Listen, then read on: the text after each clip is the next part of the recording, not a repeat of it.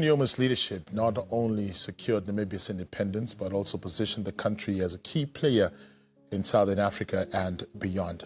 Today, we are honored to speak with Dr. Kaire Mbuende, a Namibian diplomat and leader who has served as Deputy Minister of Agriculture, Deputy Minister of Foreign Affairs, SADC Executive Secretary, and Namibia's ambassador to several countries. With his extensive experience in governance, diplomacy, and regional development, he will help us reflect on Dr. Nujoma's legacy and its continued impact. Dr. Mbuende, very good afternoon, and thank you so much for making time, as always, to join us. Yeah, it's a great pleasure being here. Much obliged. When we talk about Namibia's place in the international community, even before our independence, what impact did Dr. Sam Nujoma have in making this little country in Southwest Africa such a large and listened to voice on international platforms? Talk to us about that. Well, I can say that Namibia's foreign policy before and after independence, was really a personification of the person of Sam Nujoma. As a leader, he articulated views, principles on a variety of issues. But you know what characterized Sam Nujoma was his bravery, commitment, and fearlessness. And these characteristics will play themselves out wherever. And therefore, they influence Namibia's foreign policy. When Nujoma speaks, you think that he must come from the United States of America or from the Soviet Union. You think it's a superpower talking. Yeah. But it's somebody from a small country with a population of, at that time, even less than 1 million. Yeah. You know, and therefore, some would say he has been a David among Goliaths, you know, always punching about his weight, and therefore taken seriously because of a principled stance that he articulates without fear or favor. Now, soon after independence, of course, Dr. Sam Nujoma and many others were tasked with the responsibility of building a new nation. Obviously, there were going to be sectors that were going to prioritize more, and one of the sectors that was a priority was agriculture. Right. Talk to us about that and why he saw it as, you know, one of the things that we had to do or develop early in our days of independence. Well, I think for President Nujoma, he would say that a nation that cannot feed itself is not a nation and cannot be respected. So for him, agriculture was a priority, that our people are able to feed themselves. And he went out of his way, not only to make policies, but also to practically go out to encourage farmers and, in some cases, go into the field to plant maize. I remember we were in Tsumkwe. He ordered the officials of agriculture to plow. And this is now to encourage the community. And he himself got into the field and started to plant. And so poor me, I have to follow, you know, and also plant. Yeah. And you could see all the officials from agriculture who were sitting there with their suits, that they also had to come into the field. Yeah. But that was he was leading by example, and so I think that is, and he would go everywhere, and at the level of government policy, you know, we introduced plowing services to reach a certain level of food self-sufficiency. They would distribute seeds to farmers, but also, you know, there was restriction was imposed on importing certain products before local production has been taken up and so forth. So all in all, really, he was a champion of agriculture, agrarian revolution, He dreamed of an agrarian revolution. I could remember his statement at the World Food Summit in Rome, where countries committed themselves to end hunger by a certain period of time. Yeah. And he would speak passionately about those issues. One thing that also I think stands out for a lot of people is the team that he had ensembled soon after independence. And you look at some of the names and, just the depth of many of these individuals that they had. It was brilliant. It was some very brilliant individuals, and it says a lot about himself, as a leader. They say a leader is only as strong as the team he surrounds himself. Why did he always, go for the best of the best? I mean, we've seen that some individuals would rather be surrounded by yes men or yes women, but he chose certain individuals, and when you look at their credentials, you'll say, wow, this man was serious. Talk to us about that. He was. He chose experienced individuals who have worked with him over many years, people like Hage Geingob, Idibo Mtenya, Pohamba, and the list goes on. But then also he brought in young people like myself as deputy minister, and several other people. He even took late Rukoro, who belonged to a different political party, brought him into cabinet initially as deputy minister, and later on as attorney general. So he was ready to use the best resources that the country has to develop the country. Yeah. And of course, this policy of national reconciliation made him also bring in some white compatriots. Hanekom was Minister of Agriculture, late Otto Harigel as a Minister of Finance. So he was his recruitment for leadership during those years was outstanding. But also for him, he was also very principled and knew, what he wanted from his team. I recall an incident where the World Bank came and presented a project for agriculture, and we should take a loan to address the problems in Kunene. And obviously, being as compassionate as he was convinced that, if you want to do that and you're going to eliminate hunger in Kunene, so be it. And therefore, go and talk to my Minister of Agriculture. So the team came to me, presented the project, and I felt that project was not going to be a success because in the first place, the capacity to implement, the amount of money we're supposed to borrow, and then I would say that, yes, we'll borrow the money, the project will fail, and we'll still be indebted. And therefore, I don't think it's a good idea to go ahead with that project. And then they say, no, but the president has agreed. And, my office at the time was just house.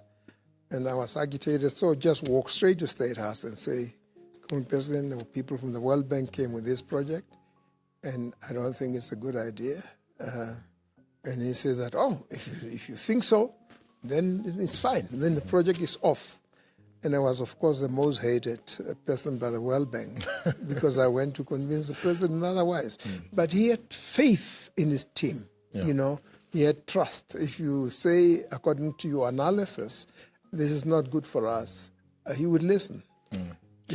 Talk to us about SADC, the formation of SADC, Namibia's role, and how he was viewed in SADC by fellow leaders, and what is it that made him stand out? Yes. Nujoma has always been passionate about issues. He's a Pan-Africanist, and he believed in African solidarity. And, three issues come to mind. One was there was a summit called by President Mandela to discuss the situation in Nigeria. And now that was after the Commonwealth decided to impose sanctions on Nigeria because of the execution of Sarawi and other activists. Yeah, the Agoni activist. Yes, Agoni activist. And so the summit was then to consider, how to deal with the situation in Nigeria. And Sam Nujoma was the first to take the floor and say that no, we cannot allow the imperialists to impose sanctions on an African country. And then, whatever views were among the other leaders who came to that summit were completely disarmed. And he said that no, we cannot allow Nigeria to be isolated by these imperialists. And, and that turned the table. And, of course, then it was how do we engage Nigeria and the whole, But the mood was different before the summit until it took the floor. And I remember it was President Nujoma and Ahmed Salim, the late, who had very strong views. Because for Salim also, Nigeria was providing most of the peacekeepers on the African continent, and therefore sanction against Nigeria would not be good for Africa and so forth. But he was a lone voice.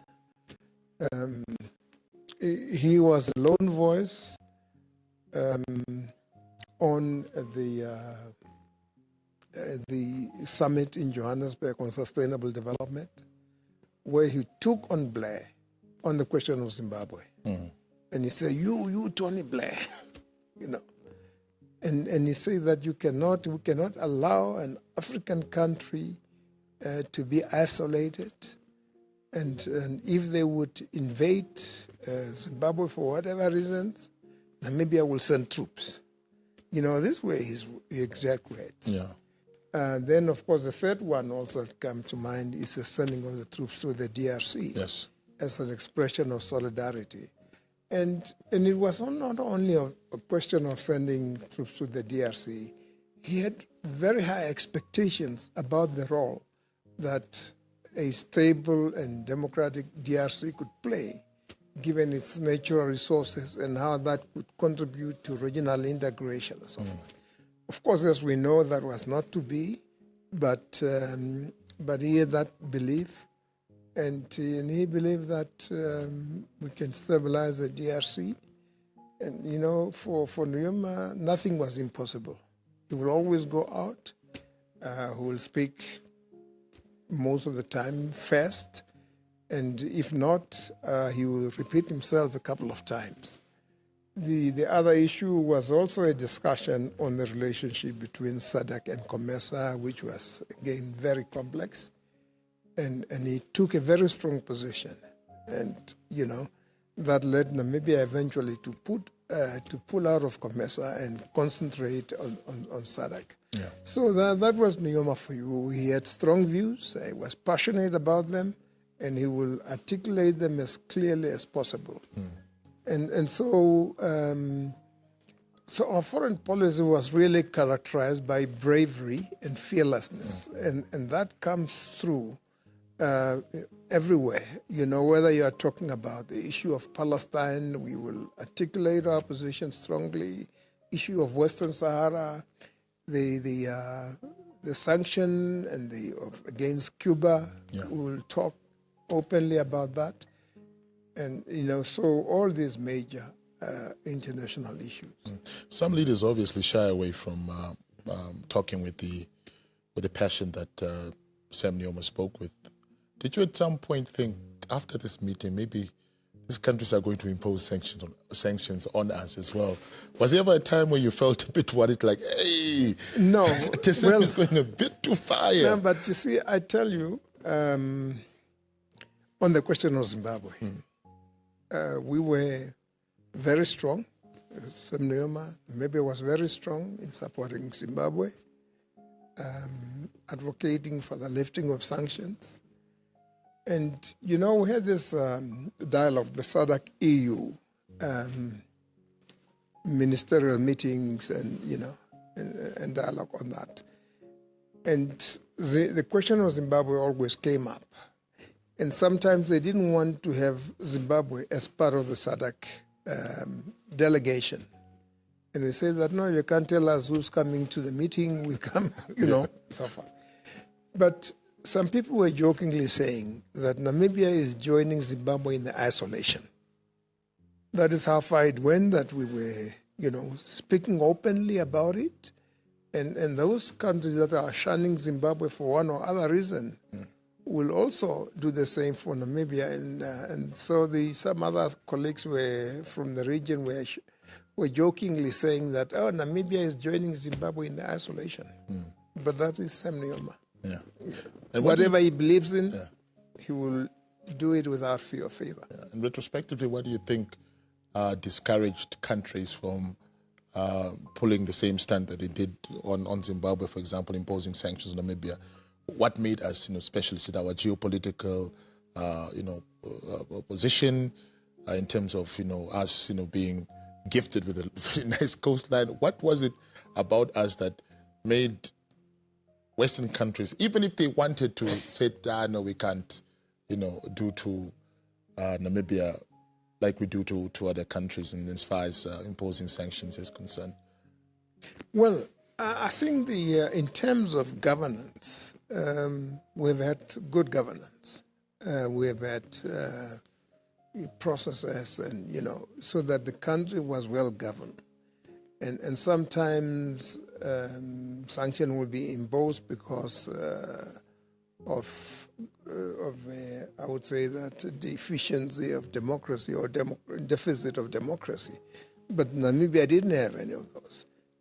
And we were saying, we are supporting democracy. We are supporting people's rights for self-determination, to run their affairs without external interference. So from that point of view, I suppose you can, it has not happened that you impose sanctions because of Namibia. I mean, because of Namibia's stand on international issues. But I think the policy of fearlessness really have permeated Namibia's foreign policy across all issues, whether we are talking about climate change, whether we are talking about trade, and the United Nations, of course, resolutions. And I remember that there was a time when the Africa Group agreed that we should not support country-specific resolutions, irrespective, because there is no proper investigation. Somebody will come and say we should impose sanctions, or the UN should pass a resolution on this and that. So there was a resolution on North Korea. And the position was we don't support country-specific resolutions. And it so happened that I was the chair of the Africa Group, and therefore we should stick to the African position on that. So we went to vote, and obviously we voted against the resolution. And I can tell you literally, if not all, most African countries abstained. And we stood out, as supporter of undemocratic, as it were. But it was the issue of principles. This is what we have agreed, and we have to do that. And there was a demarche on State House, and, why Namibia was voting that way. And it was explained that, this is... just who we are. This is who we are. Brilliant. Yeah. Before we started the conversation, you did say that yes. The late president, founding president, is a complex topic, and unfortunately we've run out of time. And I'm sure if we still have continued, we'd be talking on days on end. But thank you so much for providing that facet of his life as well, and also your personal account, having worked with him. Thank you so much. Highly appreciate it. Yes. No, I think, you had this issue of last one. The question of, as we talk about development, and, not only did he participate in agriculture, but Nujoma believed in people-centered development. and that people themselves are the agent of development. And he would like to see people doing, whether you're talking about the railway or whatever it is.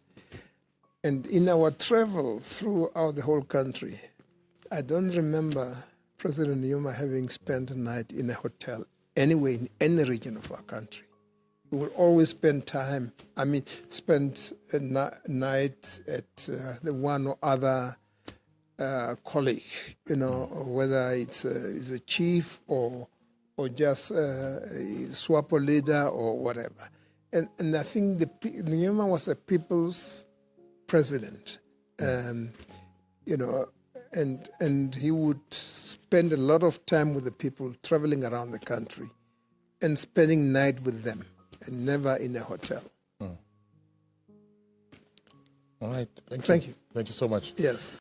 Dr. Kaire Mbuende also sharing his experience with the late founding president and having worked closely with him, and also just giving us a glimpse as to who he was in terms of and how he was seen in SADC and also other multilateral organizations.